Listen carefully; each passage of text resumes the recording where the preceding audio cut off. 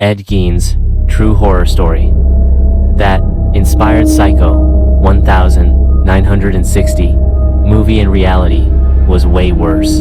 You know the shower scene of infamous Psycho 1960 movie. The Bates Motel sign flickering in the rain. The unnerving politeness of Norman Bates, forever devoted to his unseen mother. Alfred Hitchcock's Psycho didn't just scare audiences in 1960. It burrowed under our skin, redefining horror forever. We recoiled from Norman, a monster hidden behind a shy smile. Slight pause. Music shifts slightly more ominous. But what if I told you? Norman Bates was real. Not the motel owner, not the exact story, but the essence. What if the chilling fiction you saw on screen was merely a sanitized shadow of a far more grotesque, almost unbelievable, true horror story? Prepare yourself.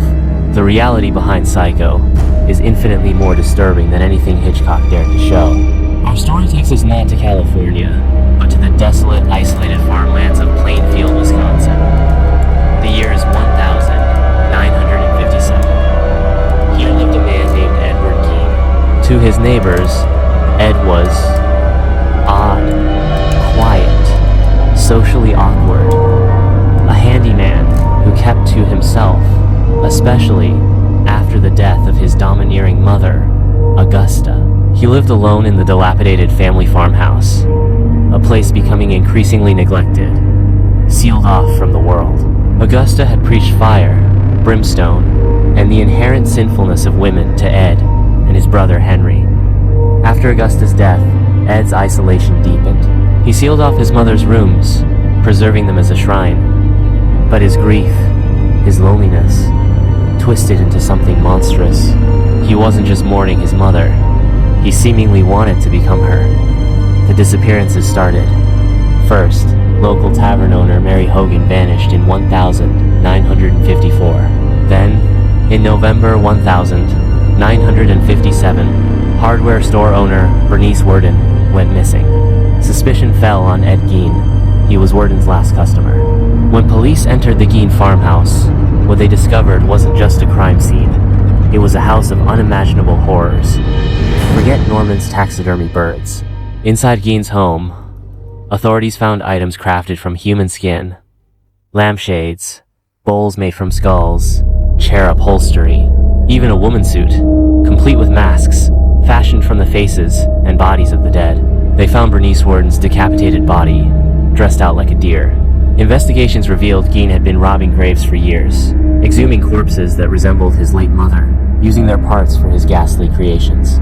He confessed to killing Hogan and Worden, but the full extent of his grave robbing and desecration was mind-boggling.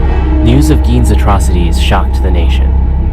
Author Robert Bloch, living just miles away at the time, was deeply disturbed and fascinated. Gein's isolation, his unhealthy maternal obsession, the preserved mother's room, the idea of blurring identity, it all coalesced into the character of Norman Bates for Bloch's novel, Psycho. Hitchcock saw the cinematic potential, adapting Bloch's story, toning down the gruesome details, but keeping the terrifying psychological core intact. The monster next door, the dark secret festering behind a normal facade. Gein was found legally insane and spent the rest of his life in institutions. He became a ghoulish footnote, the inspiration for Psycho. But here's the final, chilling twist. Gein's influence didn't stop with Norman Bates. Think about it. The killer wearing human skin? Doesn't that remind you of Leatherface from the Texas Chainsaw Massacre? Or Buffalo Bill in The Silence of the Lambs? The Butcher of Plainfield wasn't just the blueprint for one iconic killer. He became the shadowy archetype for some of cinema's most terrifying figures. The Gein farmhouse itself. Shortly after his arrest, it mysteriously burned to the ground, perhaps an attempt by the horrified community to erase the physical stain of his evil. But Ed Gein's true horror story couldn't be contained by fire or prison walls.